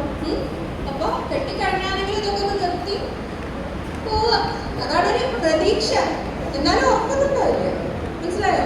അവർക്കത് അറിയാം. അങ്ങനെ ആരെയും ഒരു റിലേഷൻഷിപ്പിലും ഇല്ലാത്ത ഒരാളെ കിട്ടുന്നുള്ള തെറ്റിദ്ധാരണയൊന്നും ഇപ്പോഴത്തെ പിള്ളേർക്ക് ഇല്ല, സത്യം പറയാലോ. അപ്പോൾ റിയാലിറ്റീസ് ആണ് അവർ ഫോക്കസ് ചെയ്യുന്നത്. റിയാലിറ്റി തന്നെയാണ്, അവർക്ക് അറിയാം കാര്യങ്ങൾ. പിന്നെ പണ്ടൊക്കെ നമ്മളിങ്ങനെ ഇന്ന് ടൈപ്പിംഗ് ഉണ്ടാക്കും. അപ്പോൾ ഇമോജീസ് ആണ് കൂടുതൽ. പിന്നെ മെംസ് അല്ലേ, ജഗതിയുടെ ഒക്കെ ഇഷ്ടംപോലെ ഉണ്ടല്ലോ റെസ്പോൺസസ്. അവർക്ക് അതിലൂടെ അവർ കൺവേ ചെയ്യും. ടൈപ്പ് ചെയ്യാനൊന്നും വയ്യ, മടിയാണ്. അപ്പോൾ തംസപ്പ്, അപ്പോൾ അതിനനുസരിച്ച് വാട്സപ്പൊക്കെ കൊണ്ടുവരുന്നില്ലേ? പണ്ടൊക്കെ തംസപ്പ് താഴെ ഇടാം, അപ്പം എല്ലാം അതിൽ തന്നെ ഇമേജ് അറ്റാച്ച് ചെയ്ത് കൊടുക്കാം. അപ്പോൾ ആ ഒരു രീതിയിൽ പിന്നെ വളരെയധികം പഴയ ആൾക്കാർ എല്ലാം ശരിയാവും അങ്ങനെ ഒരു ചിന്തയാണ്. ഇപ്പം എന്തെങ്കിലും പ്രശ്നം പറ്റിയാലും ഇല്ല കുഴപ്പമില്ല, അടുത്ത പ്രാവശ്യം ശരിയാവും. ഇപ്പോഴത്തെ കുട്ടികൾ അങ്ങനെയല്ല, റിയലിസ്റ്റിക് ആണ്. ഓക്കെ, അത് ഇങ്ങനെ പോയാൽ അത് ശരിയാവില്ല. അപ്പോൾ നമ്മൾ മാറി ചിന്തിക്കണം, വേറെ എന്തെങ്കിലും പുതിയതായിട്ട് ചെയ്യണം. അത് അവർക്ക് കൃത്യമായിട്ട് അറിയാം. പാരൻസിനെയൊക്കെ അവർ ഉപദേശിക്കും, പറഞ്ഞു തരും. അത് മനസ്സിലാക്കാനുള്ള ഒരു മനസ്സ് നമുക്ക് ഉണ്ടായാൽ മതി കേട്ടോ. അവർ പലപ്പോഴും നമുക്ക് കാര്യങ്ങൾ പറഞ്ഞു തരും. പഴയ ആൾക്കാർ എങ്ങനെയാ, ഞാനിവിടെ ഇരുന്ന മറ്റേ ശ്രീനിവാസ സിനിമയിൽ പറയില്ലേ, കടൽ ഇങ്ങോട്ട് വരും. നമ്മൾ കടലിൻ്റെ അടുത്തേക്ക് പോകേണ്ട, കടൽ ഇങ്ങോട്ട് വരും. ആ രീതിയിലാണ് നമ്മളിവിടെ ഇരുന്നാൽ ബാക്കിയുള്ളവർ നമ്മുടെ അടുത്തേക്ക് വരുന്നാണ് പ്രതീക്ഷിക്കുന്നത്. പക്ഷെ ഇപ്പോഴത്തെ കുട്ടികൾ അങ്ങനെയല്ല. ചെറിയ കുട്ടികൾക്കൊക്കെ യൂട്യൂബ് ചാനലുണ്ട്, നിങ്ങൾ ശ്രദ്ധിച്ചിട്ടുണ്ടോ? അവരെ കൊണ്ട് പറ്റുന്ന ഏണിങ് അവർ ഉണ്ടാക്കുന്നുണ്ട്. അവര് പറ്റുന്ന കാര്യങ്ങൾ അവർ ചെയ്തിട്ടും അതിൻ്റെ വെറും വരാകളോ അല്ലെങ്കിൽ ഇപ്പോൾ പ്രേക്ഷകർ എന്ത് വിചാരിക്കുന്നു അവർ ബോധവല്ല. അവർക്ക് ചെറിയ വരുമാനമാണെങ്കിലും അത് അവർക്ക് ഇമ്പോർട്ടൻ്റ് ആണ്. ആ ഒരു ചേഞ്ച്, അതായത് നല്ല പോലെ അവർ വർക്ക് ചെയ്യും, സക്സസ് കിട്ടാൻ വേണ്ടി നല്ല പോലെ വർക്ക് ചെയ്യും. ഒരേ ഒരു ഫാക്ടർ എന്താ, അവർക്കത് ഇഷ്ടമാവും. ഇഷ്ടപ്പെടാതെ ഇതാ അപ്പുറത്തെ കുട്ടിക്ക് യൂട്യൂബ് തുടങ്ങില്ല, അവർക്ക് തുടങ്ങിക്കൂടെ പറഞ്ഞ് നമ്മൾ പറഞ്ഞാൽ അവർ ചെയ്യില്ല. ഒരു എക്സാമ്പിൾ പറഞ്ഞാണ് യൂട്യൂബിൻ്റെ. ഓക്കെ, പിന്നെ പണ്ടൊക്കെ എപ്പോഴും ചെറുപ്പമായിട്ടിരിക്കാനാണ് താല്പര്യം കേൾക്കാം. എപ്പോഴും 17 വയസ്സായിട്ടിരിക്കാനാണ് താല്പര്യം എന്നൊക്കെ പറയുന്നേക്കാം ഓരോരുത്തരും. പക്ഷെ ഇപ്പം അങ്ങനെയല്ല. അവരുടെ ഏജിനേക്കാളും വലിയ കാര്യങ്ങൾ സംസാരിക്കുകയും ചെയ്യും, പ്രവർത്തിക്കുകയും ചെയ്യും. വർത്തമാനത്തിൽ മാത്രമല്ല പ്രവൃത്തിയിലും വരും കേട്ടോ. അപ്പോൾ ആ ഒരു ചേഞ്ച് നല്ലപോലെ നമുക്ക് കാണാൻ പറ്റും. മറ്റവർ പിന്നെ പഴയ ആൾക്കാരാണെങ്കിൽ എന്താ, വ്യത്യസ്തമായ രീതിയിൽ ഫ്ലെക്സിബിളായി അങ്ങനെ ഒരു മാറ്റം പല രീതിയിൽ അവർക്ക് വരാറുണ്ട്, അൺപ്രഡിക്റ്റബിൾ ആയിട്ട്. പക്ഷേ ഈ കുട്ടികൾ അങ്ങനെയല്ല, എന്താണോ അവരുടെ ആവശ്യം അതിനനുസരിച്ച് മാറിക്കൊണ്ടിരിക്കും കേട്ടോ. പ്രൊഫഷണൽ നമ്മൾ നേരത്തെ പറഞ്ഞ പോലെ തന്നെ അവർക്ക് വർക്ക് ലൈഫ് ബാലൻസ് നല്ല പോലെ കൊണ്ടുവരാൻ പറ്റുമെന്നാണ് പറയുന്നത്. പഴയ പോലെ ഇപ്പൊ വെക്കേഷൻസ് കൂടുതലാണ്. കമ്പനീസിലൊക്കെ കണ്ടില്ലേ, കുറെ നാൾ വർക്ക് ചെയ്താൽ കമ്പനീസ് വെക്കേഷൻ കൊടുക്കും, പിന്നെ പകുതി വർക്ക് ഫ്രം ഹോം കൊടുക്കും. അതുപോലെ അവിടെ നമ്മൾ പകുതി അങ്ങനെ ഒരുപാട് ഓപ്ഷൻസ് ഉണ്ട്. ഇപ്പോൾ IT കമ്പനീസ് ഒക്കെ കണ്ടിട്ടില്ലേ, നമുക്ക് ടൂർ പോയിട്ട് അവിടെ ഇന്ന് വർക്ക് ചെയ്യാൻ ഓപ്ഷൻ ഉണ്ട്. അങ്ങനെ പല പല ഓപ്ഷൻസ് കൊടുക്കുന്നുണ്ട്. അതെന്താണ്? പുതിയ ജനറേഷൻ കമ്പനീസ് ആണ്. ഗവൺമെന്റ് ജോലിക്കല്ല അങ്ങനെ കൊടുക്കുന്നത്. പുതിയ പുതിയ ജനറേഷൻ, പുതിയ പുതിയ ജോബ്സ് അല്ലേ. സെൽഫായിട്ട് ജോലി ചെയ്യുന്നവർക്ക് എന്താണ്, ഒരുപാട് പേർക്ക് സ്വന്തമായിട്ട് കമ്പനീസ് ഉണ്ട്. ചെറിയ കുട്ടികൾ സ്റ്റാർട്ടപ്പ് എന്നൊക്കെ കേട്ടിട്ടില്ലേ? വളരെ ചെറിയ ഏജിൽ തന്നെ കുട്ടികൾ സ്റ്റാർട്ടപ്പ് തുടങ്ങുന്നുണ്ട്. ഗവൺമെന്റ് ഒക്കെ ഒരുപാട് ഹെൽപ്പ് ചെയ്യുന്നുണ്ടായിരുന്നു. ഒരുപാട് ചെറിയ കുട്ടികൾക്ക് ജൻസിയിലുള്ള ഒരുപാട് പേർക്ക് കമ്പനീസ് ഉണ്ട്, സ്റ്റാർട്ടപ്സ് ഉണ്ട്. അപ്പോൾ അവർ ഫിനാൻഷ്യൽ ഇൻഡിപെൻഡൻസ് കിട്ടാൻ വേണ്ടി നല്ലപോലെ ഹാർഡ് വർക്ക് ചെയ്യും. അതാണ് അവർക്ക് വർക്ക് ലൈഫ് ബാലൻസ് കൊണ്ടുവരാൻ അറിയാം കേട്ടോ. ഇപ്പോൾ നമ്മൾ പണ്ടൊരു എസ്സേ എഴുതണമെങ്കിൽ ഇരുന്ന് എഴുതും, എഡിറ്റ് ചെയ്തുണ്ടാക്കും. ഇപ്പം എന്താ കുട്ടികൾ ചെയ്യുന്നത്? ചാറ്റ് ജി പി ടിയിൽ ഇട്ടിട്ട് വെറുതെ ഇല്ല, പിന്നെ അതിനടുത്ത് ഹ്യൂമനൈസ് ചെയ്യും. ഹ്യൂമനൈസ് ചെയ്യാതെ കേട്ടിട്ടുണ്ടോ? മനുഷ്യന്മാരെ എഴുതുന്നതുപോലെ ആക്കാനുള്ള ഒരു ആപ്പ് ഉണ്ട്, അതിലിട്ട് ഹ്യൂമനൈസ് ചെയ്യും. ഹ്യൂമനൈസ് എന്ന് പറയും. അതായത് ഇപ്പോൾ ചില ചാറ്റ് ജി പി ടി എഴുതിയത് വായിച്ചാൽ നമുക്ക് മനസ്സിലാവും ചാറ്റ് ജി പി ടി എഴുതിയതാണ്. അതിനെയും ഓവർകം ചെയ്യാൻ വേണ്ടി വേറെ ആപ്സ് ഉണ്ട്, അത് യൂസ് ചെയ്ത് ഹ്യൂമനൈസ് ചെയ്തിട്ടാണ് അവർ തരുക. അപ്പോൾ അതുകൊണ്ട് ഒരു രീതിയിലും പിടിക്കാൻ പറ്റാത്ത രീതിയിലാണ് ടെക്നോളജി അവർ യൂസ് ചെയ്യുന്നത്. ഇപ്പോൾ എന്തൊരു പ്രസന്റേഷൻ ഉണ്ടാവണമെങ്കിലൊക്കെ ഈ വർക്കിൻ്റെ ഭാഗമായിട്ട് അവരത് സിമ്പിളായിട്ട് ഉണ്ടാക്കും അല്ലേ. PPT ഒക്കെ ഉണ്ടാക്കാൻ ഏത് ആപ്പാണ് യൂസ് ചെയ്യുന്നത്? ഏതാ? ചാറ്റ് ജി പി ടിയോ, പിന്നെ ജെമിനി, പിന്നെ വേറെ ഏതാ? PPT ഉണ്ടാക്കാൻ ഗാമയാണ് PPT ഉണ്ടാക്കാൻ ഏറ്റവും അധികം യൂസ് ചെയ്യുന്നത്. Gamma AI. ഓക്കെ, നമ്മൾ പലരും അതിനെ കുറിച്ച് കേട്ടിട്ടുണ്ടാവില്ല, പക്ഷെ കുട്ടികൾക്ക് അറിയാം. അതാണ് ഞാൻ പറഞ്ഞത്. ഗാമ AIയോട് ജസ്റ്റ് പറഞ്ഞു കഴിഞ്ഞാൽ 2 മിനിറ്റ് വെയിറ്റ് ചെയ്താൽ മതി, ഫുൾ PPT നമുക്ക് തരും with pictures, high quality pictures. Okay, ഇന്ന് നമുക്ക് അതിനകത്ത് എഡിറ്റ് ചെയ്യാം. അപ്പോൾ അവർ അത്രയും ടൈമാണ് ലാഭിക്കുന്നത്. നമ്മൾ ഈ ഗൂഗിൾ മുഴുവൻ നോക്കി അതിന് ചേരുന്ന ചിത്രങ്ങൾ എടുത്ത് കേട്ടോ, എത്ര സമയമാണ്. ഇത് വളരെ നന്നായി എഡിറ്റ് ചെയ്ത് തരും. അതുകൊണ്ട് ടെക്നോളജി അവർ നല്ല പോലെ ഉപയോഗിക്കുന്നുണ്ട്. എത്തിക്സ് നോക്കും, സോഷ്യൽ ഇമ്പാക്ട് നോക്കും. പിന്നെ ഇവരുടെ ഒരു കാലഘട്ടത്തിലാണ് റിസഷൻ വന്നത്, കോവിഡ് വന്നത്. അപ്പോൾ കോവിഡ് വന്നപ്പോൾ എന്തായിരുന്നു? വർക്ക് ഫ്രം ഹോം, എല്ലാവർക്കും ഫോൺ കൊടുത്തു, കുട്ടികൾക്ക് ഫോൺ കൊടുത്തു, ഗെയിം കളിക്കുന്നവരുടെ എണ്ണം കൂടി അല്ലേ. ഗെയിം കളിക്കുന്നവരുടെ എണ്ണം കൂടി. അപ്പോൾ പിന്നെന്താ ഉണ്ടായത്? എല്ലാവർക്കും ഫോണായി കുട്ടികൾക്ക്. അപ്പോൾ വീട്ടുകാർക്ക് ശ്രദ്ധിക്കാൻ പറ്റാതെയായി ഒരുപാട് പ്രശ്നം വന്നിട്ടുണ്ട് കോവിഡിന് ശേഷം. പിന്നെ അതിൽ നിന്നൊക്കെ തിരിച്ച് റീകവർ ചെയ്ത് വരാനും ഒരു ഗ്യാപ്പ് വന്നിട്ടുണ്ട്. ഇപ്പോഴും പറയും കോവിഡ് ബാച്ചാണ് ഞങ്ങൾ ചില കുട്ടികൾ. അത് പറഞ്ഞാൽ നമ്മൾ മനസ്സിലാക്കണം ബാക്കി എന്താണ് ആ രീതി. റിലേഷൻഷിപ്പ് നമ്മൾ പറയുന്ന പോലെ അവർക്ക് ക്ലാരിറ്റി ഉണ്ട്, ഒന്നും അധികമായിട്ട് എക്സ്പെക്ട് ചെയ്യുന്നില്ല. പിന്നെ റെസ്പെക്ട് ഉണ്ട്, മ്യൂച്വൽ റെസ്പെക്ട് ഉണ്ട്. ഇപ്പോൾ ഭാര്യയാണെങ്കിലും ഭർത്താവൊക്കെ ആണെങ്കിലും ഇപ്പോഴത്തെ 28 ആണ് കേട്ടോ ജെൻസിയുടെ ഹയർ ഏജ് വരുന്നത്. അപ്പോൾ അതിന് താഴെ കല്യാണം കഴിച്ചവരെ എല്ലാവർക്കും പെടുന്നു. പക്ഷെ റിലേഷൻഷിപ്സ് എല്ലാവർക്കും ഉണ്ട്. റിലേഷൻഷിപ്സ് സീരിയസ് ആയിട്ടുള്ളതുകൊണ്ട് വെറുതെയും ഉണ്ട്. സിറ്റുവേഷൻഷിപ്പ് എന്ന് കേട്ടിട്ടുണ്ടോ? എന്താണ് situationship? I don't know clearly. I think for a particular situation or time being. ഇപ്പോഴത്തെ ഒരു സിറ്റുവേഷൻ അനുസരിച്ചിട്ട് റിലേഷൻ വേണം തോന്നും. നോക്കുമ്പോൾ നമ്മൾ പ്രോക്സിമിറ്റി ഫാക്ടർ എന്ന് പറയും. നമ്മുടെ അടുത്ത റോയിൽ ഇരിക്കുന്നവരാണ്. അപ്പോഴത്തെ ഒരു സാഹചര്യം, അപ്പോഴത്തെ ഒരു സിറ്റുവേഷന് വേണ്ടി ഒരു റിലേഷൻഷിപ്പ്, അത് അവർക്ക് രണ്ടുപേർക്കും അറിയാം. അതങ്ങനെ ലോങ് ലാസ്റ്റ് അല്ല. പിന്നെ വേറൊരു ടെക്സ്റ്റേഷൻഷിപ്പ് ഉണ്ട്. ടെക്സ്റ്റേഷൻഷിപ്പ്, ടെക്സ്റ്റിന് മാത്രം, ടെക്സ്റ്റിന് മാത്രം. അല്ലാതെ അതിനകത്ത് വേറൊരു ഫാക്ടറും ഇല്ല, ജസ്റ്റ് മെസ്സേജ് ഉണ്ട്. അതിലൊരു സുഖം. മനസ്സിലായോ? ടെക്സ്റ്റേഷൻഷിപ്പ്, സിറ്റുവേഷൻഷിപ്പ് ഇതൊക്കെ ജെൻസിന്റെ ഇതിൻ്റെ അകത്ത് വരുന്നതാണ്. അങ്ങനെ ഒരുപാട് പേരുണ്ട്. അത് പലരും പരസ്പരം അറിയും ചെയ്യാം. ചിലപ്പോൾ ഒരാളോട് അവർക്ക് സിറ്റുവേഷൻഷിപ്പ് ആവും, വേറൊരാളോട് ടെക്സ്റ്റേഷൻഷിപ്പ് ആയിരിക്കും. മനസ്സിലായോ? അതിങ്ങനെ മാറി മാറി വരും. ഇപ്പോൾ മോണോഗാമി, നമ്മൾ ഒരേ ഒരാളിൽ സ്റ്റിക്ക് ഔട്ട് ചെയ്യുന്ന ആ ഒരു സംഭവം കുറഞ്ഞു വരും. ഇല്ലാന്ന് പറയാം കേട്ടോ. അപ്പൊ അതാണ് സംഭവം. നല്ലപോലെ ആലോചിച്ചും കണ്ടുമൊക്കെ കല്യാണം കഴിക്കാത്തത്. എപ്പോഴും ഫിനാൻഷ്യലി സ്റ്റേബിൾ ആവണം. ഒരാളോട് ചോദിക്കണ്ട എന്നുള്ള രീതിയിൽ സ്റ്റേബിൾ ആയതിനു ശേഷം മാത്രം മാരേജും മറ്റു കാര്യങ്ങളും നോക്കുക. എപ്പോഴും സ്റ്റേബിൾ ആയിരിക്കും. അത് മെയിൽ ആണെങ്കിലും ഫീമെയിൽ ആണെങ്കിലും കേട്ടോ. അതാണ് ഇമ്പോർട്ടൻറ്റ്. ഇപ്പൊ പാരന്റ്സിനെ ആണെങ്കിലും ഒക്കെ അറിയാം. പലപ്പോഴും ജെൻസി പാരന്റ്സിനെ ഫ്രണ്ട്സ് ആയിട്ടാണ് കാണുന്നത്. അപ്പൊ ആ ഒരു ഫ്രണ്ട്ഷിപ്പ് അങ്ങനെ കൊണ്ടുപോകണം. എവിടെയെങ്കിലും അതൊന്ന് ബ്രേക്ക് ആയാൽ തിരിച്ചെടുക്കാൻ ബുദ്ധിമുട്ടാണ്. ഞാൻ നേരത്തെ പറഞ്ഞ പോലെ ആ ഒരു നല്ലപോലെ നോക്കി കണ്ടി കൊണ്ടുപോവാം. ഇപ്പൊ നിങ്ങളുടെ അനിയനോ അനിയത്തി ആരോടാണെങ്കിലും ഒരു ബോണ്ട് അത് കീപ്പ് ചെയ്യും കേട്ടോ. കുട്ടികളോടാണെങ്കിലും മീൻസ് സ്റ്റുഡൻസിനോടാണെങ്കിലും ആ ഒരു ബോണ്ട്നെസ് എന്നുള്ള ഒരു സംഭവം കീപ്പ് ചെയ്ത് കൊണ്ടുപോകാൻ നോക്കും. പിന്നെ നമുക്ക് കോളേജിലൊക്കെ എങ്ങനെയാണ് ഫുൾ ടൈം ക്ലാസ്സിലിരിക്കാനുള്ള താല്പര്യമുണ്ടോ? ഉച്ചയ്ക്ക് ശേഷം ക്ലാസ്സിൽ എന്താ പറയുന്നത്? ക്ലാസ് കണ്ടടിക്കും. മനസ്സിലായോ? അവർക്ക് താല്പര്യമില്ല. ഉച്ചയ്ക്ക് ശേഷം ഉറങ്ങാനുള്ള സമയമാണ്. പിന്നെന്താണ്? അവർക്ക് റിലാക്സ് ചെയ്യണം, റെസ്റ്റ് എടുക്കണം, ഫുൾ ടൈം പഠിക്കാൻ പറ്റില്ല. അങ്ങനെ സ്പാൻ ഓഫ് അറ്റൻഷൻ കുറവാണ്. അതുകൊണ്ടാണ് ആ രീതിയിൽ അവർക്ക് ഫീൽ ചെയ്യുന്നത്. അതും കൂടെ നമ്മൾ മനസ്സിലാക്കുക. അപ്പൊ അതുകൊണ്ട് ഹൈബ്രിഡ് മോഡൊക്കെ വിദേശത്തൊക്കെ അങ്ങനെയാണ്. ഗ്രാജുവലി ഇവിടെ അങ്ങനെ വരും.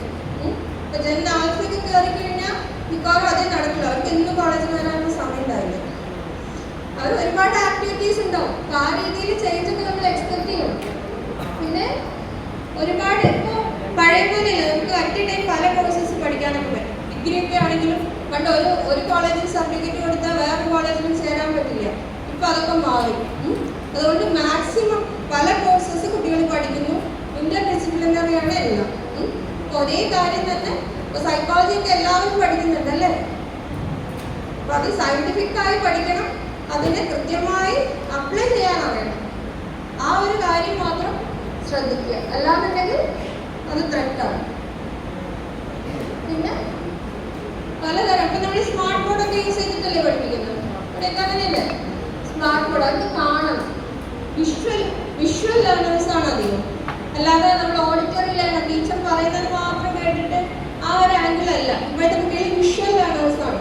കളർഫുൾ ആയിട്ട് പല കാര്യങ്ങളും കണ്ടാലാണ് അവർക്ക് പഠിക്കാൻ പറ്റുക. അതുകൊണ്ട് തന്നെ നമ്മൾ അങ്ങനത്തെ ICT ടൂൾസ് എല്ലാം യൂസ് ചെയ്യണം. പിന്നെ നമ്മൾ ഫോമോ എന്ന് പറഞ്ഞില്ലേ, ഫിയർ ഓഫ് മിസ്സിംഗ് ഔട്ട്, അതിനെ എങ്ങനെ ഓവർകം ചെയ്യാന്നാണ്. ജോമോ എന്ന് പറയും, ജോയ് ഓഫ് മിസ്സിംഗ് ഔട്ട്. അവര് സെമിനാറിന് പോയെങ്കിൽ പോട്ടെ, ഞാൻ ആ സമയം ഇവിടെ വേറെ മൂവി കണ്ട് എൻജോയ് ചെയ്യാം. അല്ലെങ്കിൽ ഞാൻ ആ സമയം വേറൊരു ആ ഒരു സമയം പ്രൊഡക്റ്റീവായി യൂസ്. അങ്ങനെ കുറെ കുട്ടികളുണ്ട്. അവർക്ക് വിഷമൊക്കെ ഉണ്ടാവും പോകാൻ പറ്റാത്തതിന്. പക്ഷെ അത് ജോമോ എന്ന് പറയും, ജോയ് ഓഫ് മിസ്സിംഗ് ഔട്ട്. ഒറ്റയ്ക്ക് ഇരിക്കുന്നത് ഇഷ്ടപ്പെടുന്നത്, ഒറ്റയ്ക്ക് ഇരിക്കുന്നത് ഇഷ്ടപ്പെടുന്ന കുട്ടികളുണ്ട്. ഒറ്റയ്ക്ക് ഇരുന്ന് പ്രൊഡക്റ്റീവായിട്ട് കാര്യങ്ങൾ ചെയ്യാൻ പറ്റുന്നത്. ആ ഒരു ആംഗിളിലേക്ക് അവർ ചിന്തിക്കുക. അതാണ് ജോമോ എന്ന് പറയുന്നത് കേട്ടോ. നമുക്ക് എങ്ങനെ ഇപ്പൊ അങ്ങനെ ഒരു ഫിയർ ഓഫ് മിസ്സിംഗ് ഔട്ട് ഒരുപാടുള്ള കുട്ടികൾ, അവർക്ക് ആൻസൈറ്റീസ് വരാം, ഡിപ്രസീവ് ഫീച്ചേഴ്സ് വരാം. പിന്നെ ഡിപ്രസീവ് ഫീച്ചർ വരാണ് വേറൊരു മെയിൻ കാര്യം വൈറ്റമിൻ ഡി ഡെഫിഷ്യൻസിയാണ്. ശ്രദ്ധിക്കണം കേട്ടോ. വൈറ്റമിൻ ഡി ഡെഫിഷ്യൻസി ഉണ്ടെങ്കിൽ ഡിപ്രസീവ് ഫീച്ചേഴ്സ് വരാം. അത് ഡിപ്രഷൻ അല്ല മരുന്ന് കഴിക്കേണ്ടത്. ആദ്യം വൈറ്റമിൻ ഡി ചെക്ക് ചെയ്യണം, ഡെഫിഷ്യൻസി ഉണ്ടോ നോക്കണം. 30-ൽ കൂടുതൽ ഇല്ലാന്നുണ്ടെങ്കിൽ അത് ഡിപ്രസീവ് ഫീച്ചേഴ്സ് വരും. ഓക്കെ. അപ്പോൾ അങ്ങനെ ഒറ്റയ്ക്ക് ഇരുന്നാലും സന്തോഷം കണ്ടെത്താൻ ശ്രമിക്കുക. പിന്നെ പ്രസൻസ്. നമ്മൾ ഇപ്പോഴത്തെ കുട്ടികളോട് യോഗ ചെയ്യണം, മെഡിറ്റേഷൻ ചെയ്യണം എന്നൊക്കെ പറഞ്ഞാൽ അവരിയ്ക്കുള്ളൂ. കണ്ണടച്ചിരുന്നാലും അവർക്ക് 100 ചിന്തകൾ വരും. ഞാൻ ഈ കണ്ണടച്ചിരിക്കുന്ന നേരം എനിക്ക് അത് ചെയ്യാമായിരുന്നു, ഇത് ചെയ്യാമായിരുന്നു. വെറുതെ ഇങ്ങനെ ഞാൻ കണ്ണടച്ച്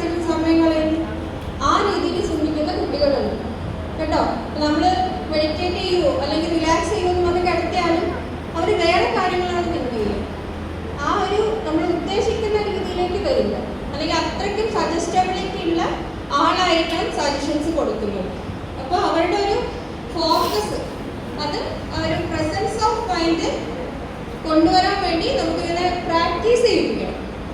പെട്ടെന്നൊന്നും പറ്റില്ല. ഇരുത്തി മെല്ലെ മെല്ലെ പറഞ്ഞ് മനസ്സിലാക്കി വിത്ത് എവിഡൻസ്. ഓക്കെ, മൈൻഡ്ഫുൾനെസ്, എന്ത് കാര്യം ചെയ്യുമ്പോഴും മൈൻഡ്ഫുള്ളായി ചെയ്താൽ എന്താണ് റിസൾട്ട്. അപ്പോൾ നമ്മൾ അതിന് റിസർച്ചസ് ഒക്കെ കാണിച്ചു കൊടുക്കണം, അതിൻ്റെ എവിഡൻസ് കാണിച്ചു കൊടുക്കണം. അങ്ങനെയൊക്കെ ചെയ്താൽ ചില കുട്ടികൾ പിന്നെ ചെറുതാകുമ്പോൾ മുതൽ നമുക്ക് ഗ്രാറ്റിറ്റ്യൂഡ് ജേർണലിംഗ് ഒക്കെ പഠിപ്പിക്കും. നമ്മൾ എഴുതുക, ഇന്നത്തെ ദിവസം എനിക്ക് ഇങ്ങനെയൊക്കെ ഗ്രാറ്റിറ്റ്യൂഡ് ജേർണലിംഗ് ഒക്കെ ആയിട്ടുണ്ട്. ഇന്നത്തെ ദിവസം എനിക്ക് ഇങ്ങനെയൊക്കെ സംഭവിച്ചു, അതിന് എനിക്ക് ഇന്ന ആളോട് നന്ദിയുണ്ട്. പക്ഷെ അതൊക്കെ ചെറുപ്പം മുതൽ എഴുതാം. പെട്ടെന്ന് ഒരു സ്പോട്ടിൽ പോയി പറഞ്ഞാൽ അവർക്ക് എഴുതാൻ മടിയായിരിക്കും. ഒരാഴ്ചത്തെ എഴുതിക്കൊണ്ടേ കാണിക്കാൻ വന്നാൽ ഒരു ദിവസം എഴുതിയിട്ടൊക്കെ കാണിച്ചു തരും. നമ്മളെ പഠിക്കാൻ അവർക്ക് വ്യക്തമായിട്ട് അറിയാം. പക്ഷെ എന്നാലും മാക്സിമം പ്രസൻസ് ഓഫ് മൈൻഡ് കൊണ്ടുവരിക്കാൻ നോക്കുക. പിന്നെ എന്താണ്, ഫോണൊന്ന് മാറ്റി വെച്ച് പുറത്ത് നോക്കിയിരിക്കാൻ പറയണം. പക്ഷെ എന്താണ്, പാരൻസ് ഫോൺ മാറ്റി വെക്കണം. പാരൻസിന്റെ ഫോൺ യൂസേജ് കൊണ്ട് ബുദ്ധിമുട്ടുന്ന കുട്ടികൾ ഒരുപാട് പേരുണ്ട്. എന്തെങ്കിലും ഒന്ന് പറയാൻ വേണ്ടി ചെന്നാൽ അമ്മമാർ ചിലപ്പോൾ ഫോണിലായിരിക്കും സീരിയൽ കാണുന്നത്. കുട്ടിതൊന്ന് കഴിയട്ടെ പറയും. അച്ഛനാണെങ്കിലും അമ്മയാണെങ്കിലും ഒക്കെയാണ്. ഒരുപാട് സീരീസ് അഡിക്ഷൻ ഒക്കെ ഉണ്ടല്ലേ. കുട്ടികൾക്ക് മാത്രമല്ല വലിയ മുതിർന്നവർക്കുണ്ട് സീരീസ് അഡിക്ഷൻ. അപ്പൊ ആ ഒരു കാര്യങ്ങളിൽ ഇപ്പൊ പാരൻസും അതേപോലെ ഫോൺ മാറ്റി വെച്ച് കുട്ടികളോട് സംസാരിക്കണം. അല്ലാതെ കുട്ടികൾ ഫോൺ മാറ്റി വെക്കണം എന്ന് പറയാൻ ആ ഒരു അതോറിറ്റി നമ്മളാണെങ്കിൽ നമ്മൾ ഇപ്പൊ വീട്ടിൽ പോയി കഴിഞ്ഞാൽ പറയാം, ഒരുപാട് ജോലിയൊക്കെ നമ്മൾ അവിടെ പോയിട്ട് ചെയ്യണ്ടാവും, ഏത് ജോബിലാണെങ്കിലും. പക്ഷെ സ്റ്റിൽ കുറച്ച് സമയം ഫോൺ മാറ്റി വെച്ച് കുട്ടികളോട് ഇന്ററാക്ട് ചെയ്യാൻ ശ്രമിക്കണം. ഇല്ലാന്നുണ്ടെങ്കിൽ പിന്നീട് നമുക്ക് സമയമുള്ളപ്പോൾ ആരും നമ്മുടെ കൂടെ ഉണ്ടാവില്ല. ഈ വൃദ്ധസദനങ്ങളുടെ എണ്ണം കൂടുന്നു, കണ്ടിട്ടില്ലേ? അപ്പൊ അതിന്റെ സ്റ്റാർട്ടിങ് എവിടെയാണ്? കുട്ടികളെ ജനിച്ച് 6 മാസം കഴിയുമ്പോഴേക്കും അമ്മ ജോലിക്ക് പോകും. പിന്നെ ആരെങ്കിലും ഒക്കെയാണ് വളർത്തുക. അപ്പൊ കുട്ടികൾക്ക് എന്തുണ്ടാവും? സെപ്പറേഷൻ ആൻസൈറ്റി എന്ന് പറയുന്ന ഒരു സാധനമുണ്ട്. ആ ആൻസൈറ്റി വളർന്ന് അങ്ങനെയാണ് കുട്ടികൾക്ക് റെസ്പെക്ട് ഇല്ലാതെ ആവുന്നതും അറ്റാച്ച്മെന്റ് കുറയുന്നത്. റൂട്ട് കോസ് അവിടെയാണ് കിടക്കുന്നത്. അപ്പൊ എല്ലാവരും, ഒരു കുട്ടിക്ക് ഒരു ബിഹേവിയർ ഉണ്ടെങ്കിൽ അതിന് എല്ലാവരും ഈക്വലി റെസ്പോൺസിബിൾ ആണ് കേട്ടോ. അപ്പൊ അത് ഗ്രാജുവലി മാറ്റിയെടുക്കാൻ ശ്രമിക്കുക. ഏത് ബിഹേവിയർ കുട്ടികളുടെ പാരന്റ്സ് റെസ്പോൺസിബിൾ ആണ്. പോസിറ്റീവ് ആണെങ്കിലും നെഗറ്റീവ് ആണെങ്കിലും അവർക്ക് പേഴ്സണൽ കെയർ തന്നെ കൊടുക്കണം. ഇപ്പൊ പഴയ പോലെ നമ്മൾ എല്ലാവർക്കും ജോലി എന്ന ഗവൺമെന്റ് ജോലി എഴുതിയെടുക്കാൻ പറ്റുമോ? പറ്റില്ല. ഇപ്പൊ ജെൻസിയോട് ചോദിച്ചു കഴിഞ്ഞാൽ അവർ പറയും, എനിക്ക് വലിയ ഹോൾഡൊന്നുമില്ല, എനിക്ക് ഡൊണേഷൻ കൊടുക്കാൻ പൈസ ഇല്ല. അവർക്ക് റിയാലിറ്റി അറിയാം. ഒന്നുകിൽ ഹോൾഡ് വേണം, അല്ലെങ്കിൽ ഡൊണേഷൻ കൊടുക്കണം. ആ ഒരു ആംഗിളിലല്ല അവർ ചിന്തിക്കുന്നത്. അവരുടെ സ്കില്ല് വെച്ച് ഡെവലപ്പ് ചെയ്ത് കൊണ്ടുവരികയാണ്. ഇപ്പൊ നമ്മൾ മെഹന്തി ആർട്ടിസ്റ്റുകളൊക്കെ ഒരുപാടുണ്ട്. നല്ലപോലെ മെഹന്തി ഇടാൻ പറഞ്ഞാൽ അതൊരു ഏണിങ്ങാണ്, മനസ്സിലായോ? നല്ലപോലെ ഏൺ ചെയ്യാൻ പറ്റും. ഇപ്പൊ എല്ലാവരും കല്യാണം 6-7 ദിവസമല്ലേ മെഹന്തി ഒരു ഡേ വരുന്നതാണ്. നല്ലപോലെ മേക്കപ്പ് ചെയ്യാൻ അറിയാം, നല്ലപോലെ സ്റ്റിച്ച് ചെയ്യാൻ അറിയാം. ആൾക്കാർ അന്വേഷിച്ചു വരും കേട്ടോ. സ്കില്ലാണ് ഇമ്പോർട്ടൻറ്റ്. നല്ലപോലെ സംസാരിക്കാൻ അറിയാം. സ്റ്റോറി ടെല്ലിംഗ് ഒക്കെ ഇപ്പൊ നല്ലൊരു പ്രൊഫഷനാണ് കേട്ടോ. പലർക്കും അത് ആഗ്രഹമാണ്, കേൾക്കാൻ താല്പര്യമുണ്ട്. അപ്പൊ പുതിയ ജനറേഷൻ സ്കില്ലിലാണ് ഫോക്കസ് ചെയ്യുന്നത്. അല്ലാതെ ഒരു ഗവൺമെന്റ് ജോലി എന്ന് പറഞ്ഞ് പഴയ ആൾക്കാർ അങ്ങനെയാണല്ലോ. ചില അമ്മമാരുണ്ട്, എന്റെ മോൻ ഇപ്പോഴും സെറ്റിൽഡ് അല്ല, അവൻ ഒരു ജിമ്മ് നടത്തുകയാണ്, മനസ്സിലായോ? അവർ പറയാം അവനൊരു ജിമ്മ് മാത്രമേ ഉള്ളൂ, അല്ലാതെ അവനൊരു ഗവൺമെന്റ് ജോലി ഇല്ല. ഇപ്പോഴത്തെ കാലത്ത് ഒരു ജിമ്മ് നടത്തുക പറഞ്ഞാൽ എത്ര നല്ലതാണെന്നറിയില്ലേ? പക്ഷെ അവർക്ക് അതിനെക്കുറിച്ച് അറിയില്ല. അവരുടെ വിചാരം മോൻ സെറ്റിൽഡ് അല്ല എന്നാണ്. അപ്പോൾ അതാണ് ഒരു ജനറേഷൻ ഗ്യാപ്പ്. അവര് സ്കില്ലാണ് ഫോക്കസ് ചെയ്യുന്നത് കേട്ടോ. പിന്നെ സോഫ്റ്റ് സ്കിൽസ്, നല്ലപോലെ സംസാരിക്കാൻ അറിയാം. എപ്പോ ഏത് എങ്ങനെ പറയണം, ടൈമിങ് അറിയാം. ഇമോഷണൽ ഇന്റലിജൻസ് കൂടുതലാണ്. പിന്നെ അവർക്ക് തോന്നിയ നല്ലപോലെ ബോധിച്ച ചില ആൾക്കാരെ അവർ ഫോളോ ചെയ്യും. ഇപ്പൊ ഫോളോയിങ് ആണല്ലോ ഏറ്റവും അധികം ഫോളോവേഴ്സ് ഒക്കെ ഉള്ളത് ആർക്കാ?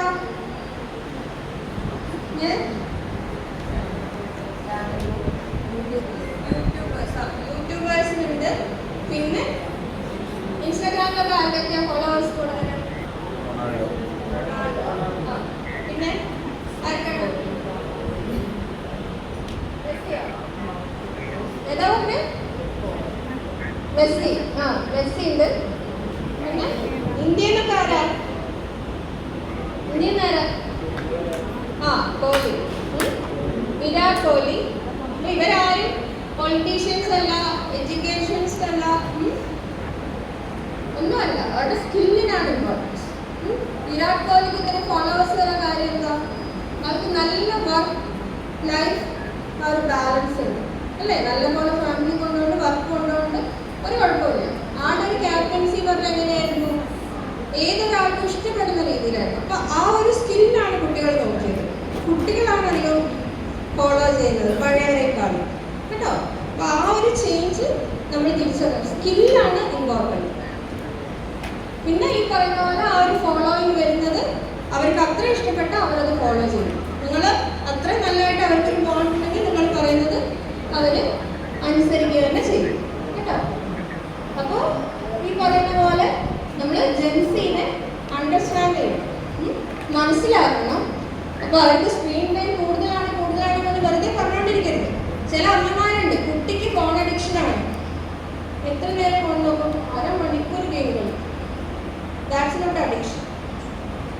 ഓക്കെ, മാക്സിമം 1 മണിക്കൂറൊക്കെ കുട്ടികൾ കളിച്ചെന്ന് പറഞ്ഞാൽ അത് അഡിക്ഷൻ എന്ന് പറഞ്ഞ് വരരുത്. അത് നിങ്ങൾ മാനേജ് ചെയ്യുക. എന്ത് ഗെയിമാണ് കളിക്കുന്നത്? ഇൻഡിവിജ്വൽ ഗെയിം ഒന്നും കളിച്ചാൽ വലിയ കുഴപ്പമില്ല. ഗ്രൂപ്പ് ഗെയിമിലൊക്കെ ആണെങ്കിലാണ് അഡിക്ഷൻ കൂടുക കേട്ടോ. ഇപ്പോൾ 1 മണിക്കൂർ ഒരു കുട്ടി, ഒരു അഡോളസെന്റ് ഫോൺ നോക്കിയെന്ന് പറഞ്ഞിട്ട് കുഴപ്പമില്ല. പക്ഷെ എന്ത് നോക്കുന്നു എന്ന് ക്വാളിറ്റി ടൈം നിങ്ങൾ ചെക്ക് ചെയ്യണം, അത്രേ ഉള്ളൂ. അപ്പോൾ അവർ അങ്ങനെയാണ്. ഇനി കുട്ടികൾ ഫോൺ മാറ്റി വെച്ചിട്ടൊരു സംഭവമൊന്നും ആരും എക്സ്പെക്ട് ചെയ്യരുത്. ഇനിയുള്ള ജനറേഷനിൽ അത് പോസിബിൾ അല്ല. എല്ലാം ഫോണിലാണ് അല്ലേ? ഇപ്പൊ സ്കൂളിലെ ടീച്ചേഴ്സ് എന്തൊക്കെയാ ഹോംവർക്ക് അയക്കുന്നത്? വാട്സപ്പിലല്ലേ? ഡയറിയിൽ എഴുതി വിടുന്നില്ലല്ലോ.